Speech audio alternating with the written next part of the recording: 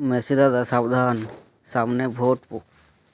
সরকারের মনে হচ্ছে টাকা কম পড়েছে, তাই এই তো এরকম অবস্থা সরকারের, পশ্চিমবঙ্গ সরকারের অবস্থা। স্টেডিয়াম ভাঙচুর হচ্ছে, সরকারের কোনো সিকিউরিটি নাই। উপরন্ত মেসির উপরেও যেরকম ঝড় যাচ্ছে দেখতে পাচ্ছি, মেসির অবস্থা খুব খারাপ হয়ে যেত।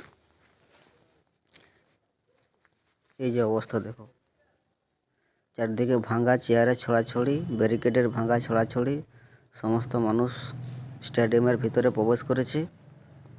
সরকারের কোনো দায়িত্ব নাই, পুলিশের কোনো দায়িত্ব নাই। পশ্চিমবঙ্গে যদি এরকম অবস্থা হয়, কিছু করার নেই। সত্যি দেখার মতো অবস্থা। ছি, এইভাবে চললে পশ্চিমবঙ্গ সরকারে ভোট পাবে, একটা ভোটও পাবে না। সরকার কি করছে, সিকিউরিটি দিতে পারছে না। আর এভাবে যদি চলতে থাকে, আমি বলবো সরকার অবস্থা খুবই খারাপ। ভবিষ্যতে যে সরকার আবার জিতবে এর কোনো সম্ভাবনা নেই। সত্যি চারদিকে যা অবস্থা, চেয়ার ছড়াছড়ি চলছে, স্টেডিয়ামের অবস্থা খুব খারাপ।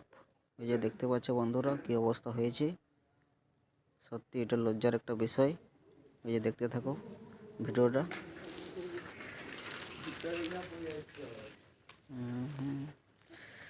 কি অবস্থা, বাপুরে বাপুরে। ইস,